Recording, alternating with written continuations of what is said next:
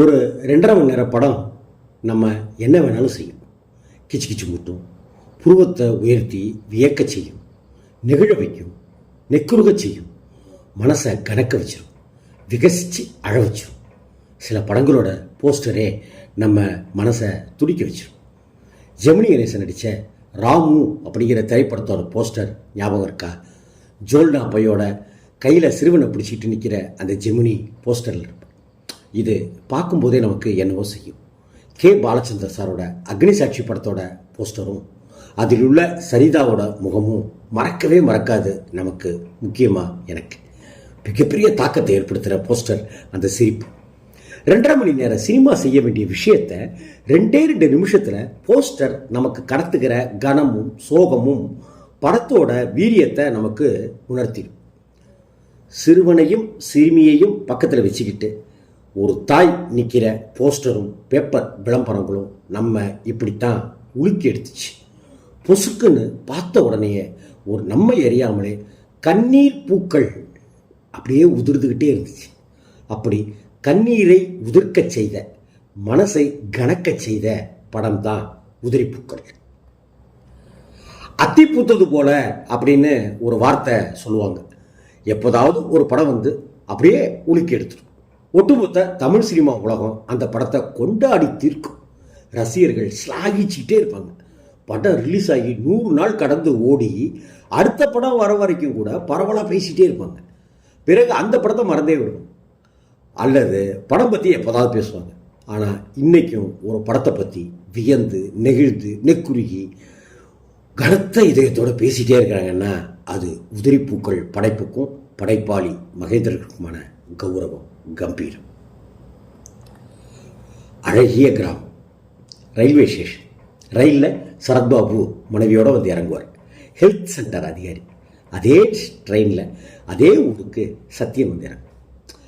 இவர் பள்ளிக்கு வந்திருக்கிற வாத்தியர், பள்ளி நிர்வாகி விஜயன்.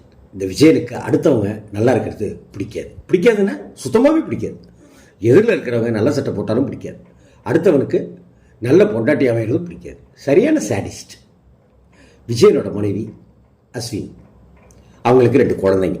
மனைவியை எப்போவும் திட்டிகிட்டு இருக்கிறது தான் விஜயனுக்கு வேலை. உங்கள் அப்பாவையும் தங்கச்சியும் ஊரை விட்டு போக சொல்லும்பார். உங்கள் அப்பனை என்கிட்ட வாங்கின கடனை அடைக்க சொல்லும்பார். இப்படித்தான் அஸ்வினியோட ஒவ்வொரு நாள் பொழுதும் போய்கிட்டே இருக்கும். ஊரில் முடித்திருத்துக்கிற தொழில் செய்கிற சாமிக்கவி. ஓடிப்போன மனைவி குறித்து சிந்திச்சிட்டே இருக்கிற குமரிமுத்து. வயோதிகமும் வறுமையும் கலந்து கட்டி சோகத்திலேயே ஆழ்ந்திருக்கிற அஸ்வினியோட அப்பா சாருஹாசன். கவலைகளை தூர போட்டுட்டு கஷ்டத்தையெல்லாம் மறந்து சிரித்து சிரித்து வளைய வருகிற மதுஷன். இப்படியாக போயிட்டு இருக்கிற இந்த வாழ்க்கை இப்படியாகத்தான் நடந்து கொண்டிருக்கிறது இவர்களுடைய வாழ்க்கை. புதுசாக வந்த வாத்தியாரும் அஸ்வினியோட தங்கையும் காதலிப்பாங்க. அவளை நீங்களே ஏன் கல்யாணம் செஞ்சுக்கக்கூடாதுன்னு விஜயனுக்கு தூபம் போடுவார் ஒரு அல்லக்கை. அதுக்கான முயற்சிகள் ஒவ்வொரு முறையும் தோல்வியில் தான் முடியும். ஆனால் சாருஹாசனும் அவருடைய மகள்களும் இன்னுமா நொந்து நூலாயிடுவாங்க. ஊரில் ஹெல்த் சென்டருக்கு வந்திருக்கிற சரத்பாபு ஒரு காலத்தில் அஸ்வினியை பெண் கேட்டு வந்திருப்பார். இப்போது அவளுடைய துயரங்களை பார்த்துருவார். இந்த விஷயம் விஜயனுக்கு தெரிய வரும். இதையே காரணம் காட்டி மனைவியின் தங்கையை கட்டிக்கிறதுக்கு கேட்பார்.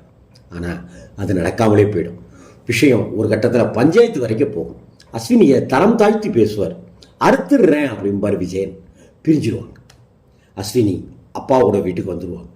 குழந்தைகள் விஜயனிடமும் இருப்பாங்க. நோய்வாய்ப்பட்டு படுத்த படுக்கையே ஆயிடுவார் அஸ்வினி.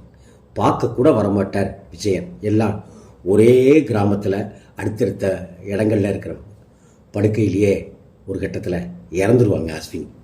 இதன் பின்னல் வாத்தியாருக்கும் அஸ்வினியோட தங்கச்சிக்கும் கல்யாணம் உறுதி செய்யப்படும். இதுக்கு இடையில் அஸ்வினி இறந்த உடனேயே விஜயன் வேறொருத்தியை கல்யாணம் பண்ணிட்டு வந்துடுவார். இதுக்கு அடுத்தாப்பில் திருமணத்துக்கு முதல் நாள் அக்கா கணவருடைய வீட்டுக்கு தங்கச்சி போவாங்க. என் அக்கா பசங்களே என்கிட்ட கொடுத்துரு அப்படின்னு விஜயன்கிட்ட கேட்பாங்க. கதவு சார்த்தி அவளுடைய ஆடைகளை ஒவ்வொன்றா உருவி போடுவார் விஜயன்.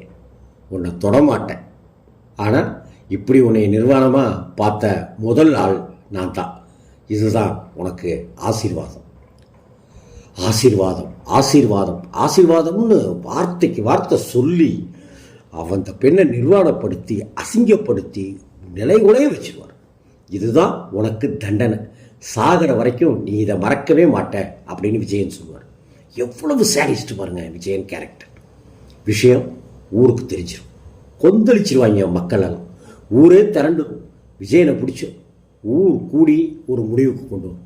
விஜயன் ஊர் மக்களுடைய தலைமையில் ஆத்தங்கரைக்கு வருவார். நீங்கள்லாம் உங்களை மாதிரி என்னை மாற்றணும்னு நினச்சிங்க, ஆனால் என்னை மாதிரி உங்கள் எல்லாரையும் நான் மாற்றிட்டேன்.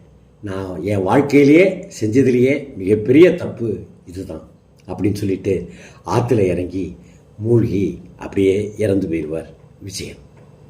அம்மாவை இழந்து அப்பாவையே இழந்து அந்த 2 குழந்தைகளும் உதிரி பூக்களாகி இருக்கும். ஆத்தங்கரையோரத்தில் அப்பாவை தேடியபடியே ஓடிக்கிட்டு இருக்க படம் முடிஞ்சிட்ருக்கும். நம்ம கண்ணிலேருந்து வழிகிற கண்ணீர் தான் தொடர்ந்து வழிஞ்சிக்கிட்டே இருக்கும். சைலண்ட் கில்லர் அப்படிங்கிற வாசகம் விஜயனுக்கு பொருந்தும், அந்த கேரக்டருக்கு பொருந்தும், சைக்கோங்கிறதும் பொருந்தும். இயலாமையால் புடுங்குகிற தந்தை சாருகாசன், அன்பே இல்லாத கணவன்கிட்ட மாட்டிக்கிட்டு வேதனைப்படுகிற அஸ்வினி, உங்கள் பொண்ணை நான் கல்யாணம் பண்ணிக்கிற சம்மதமானு கேட்குற சரத்பாபு, பிறகு வேறொரு பொண்ணை கல்யாணம் செஞ்சுட்டு ஊருக்கு வந்திருக்கும் போது அஸ்வினி படுகிற வேதனையை பார்த்து தவிக்கிற ஈர மனசு, விடலை மாறாது இருக்கிற அக்கா குழந்தைகள் மீது வாஞ்சையோடு இருக்கிற அந்த கதாபாத்திரம், இன்னும் பையனுக்கு மொட்டை போடலையேம்மா அப்படின்னு கேட்குற முடிதிருத்துகிற சாமி கண்ணுவின் அன்பு, 2ஆம் தாரமாக வாக்கப்பட்டு மாட்டிக்கிட்டதை பளிச்சுன்னு சொல்கிற விஜயனோட மனைவி கதாபாத்திரம் அப்படின்னு எல்லாமே வாழ்ந்திருப்பாங்க. முக்கியமாக அஸ்வினியின் குழந்தைகளான காஜா ஷெரீஃபும் பேபி அஞ்சுவும் அவங்கள பார்க்கும்போதே, அவங்களுடைய சிரிக்கும் பார்க்கும்போதே நமக்கு அழுகே வந்து, உங்கள் பொண்ணை 2ஆம் தாரமாக கல்யாணம் பண்ணிக்கிறேன் அப்படின்னு கேட்பார் விஜயன். நான் என் பொண்ணுக்கு அப்பாவாகவே இருக்கேன், புரோக்கராக விரும்பலை அப்படின்பார் சாருகாசன். கைவிரல் ஆட்டி விளையாடிட்டு இருப்பார் அந்த பெண், அஸ்வினியோட தங்கை கேரக்டர். என்னம்மா இது அப்படின்பார் சாருகாசன். விளையாட்டுப்பா அப்படின்பார். நாளைக்கு காலையில் இந்த ஊரை விட்டு போகிறோம் அப்படின்பார். ஏன்பா அப்படின்னு கேட்பாங்க அந்த பொண்ணு. இதுவும் ஒரு விளையாட்டு தாம்மா அப்படின்பார் சாருகாசன். அஸ்வினி சாக கிடப்பாங்க, உயிருக்கு போராடிட்டு இருப்பாங்க. நோய்வாய்ப்பட்ட நிலையில் கண்ணன் தடவி முத்தமிட்டு கை பிடிச்சிருப்பாங்க அந்த குழந்தை அஞ்சு. அஸ்வினி இறந்து போயிடுவாங்க. அப்போது இதை எதுவுமே தெரியாமல் அவங்க அஸ்வினியோட வளையல்களை அப்படியே தள்ளி தள்ளி தள்ளி விளையாடிட்டு இருக்கும் அந்த குழந்தை. பார்க்குற நமக்கு ஈரக்குலையே நடிக்கிறோம். அஸ்வினி இறந்ததும் பையன் சிறுவன் காஜா ஷெரீஃப் மொட்டையடிக்கும். என்னால் மொட்டையடிக்க முடியாதுங்க, ஒவ்வொரு முறையும் கேட்டுக்கிட்டே இருந்தேன், காலம் வரட்டும்னு சொல்லிகிட்டே இருந்தாங்க அம்மா. இதுதான் அந்த காலம்னு நினைக்கும் போது என்னால் முடியலைங்கன்னு கதறுவார் முடிதிருத்தும் சாமிக்கண். ஒரு சின்ன கிராமத்தில் இருக்கிற 4 தெருக்கள், 6 ஆத்தங்கரை, இதை மட்டுமே வச்சுக்கிட்டு அசோக்குமாரோடைய கேமரா ஜாலம் காட்டியிருக்கும் உதிரிப்பூக்கள் படத்தில். எழுத்தாளர் புதுமை பித்தனுடைய சிற்றன்னைங்கிற கதையை அழகியல் கூட்டி திரைக்கதையாக்கி காவியமே படைச்சிருப்பார் மகேந்திரன் சார். ஆத்தங்கரையில் விஜயனும் சரத்பாபுவும் பேசிக்குவாங்க. அப்போ கருத்து மோதல் ஏற்படும், அதுவே கைகலப்பாகவும் மாறிடும். ஆனால் சண்டையை காட்சிப்படுத்தியிருக்கவே மாட்டார் மகேந்திரன் சார். 6 செடி கொடி தரையில் விழுந்திருக்கிற சரத்பாபுனுடைய மூக்கு கண்ணாடி, வீசப்பட்ட துண்டு, கரையில் இருக்கிற நாணல், எங்கிருந்தோ ஒரு சிறுவன் அப்படி தலை திருப்பி பார்க்கறது அப்படின்னெல்லாம் காட்டிட்டு கேமரா சரத்பாபுவை காட்டும். ரத்தம் வழியிற மூக்கை கழுவிட்டு இருப்பார் சரத்பாபு. மிகச்சிறந்த காட்சி இது. மச்சினியோட உடல்ல இருந்து ஒவ்வொரு ட்ரெஸ்ஸாக கழுத்தி போடுவார் விஜயன். வார்த்தைக்கு வார்த்தை ஆசீர்வாதம் ஆசீர்வாதம் அப்படிம்பாரு. விஜயனை அடித்து கொன்னுடலாமான்னு தோணும். வீட்டை விட்டு போக விடாமல் என்னை தடுத்து நிறுத்துகிற பலம் உங்களுக்கு இருக்குதான்.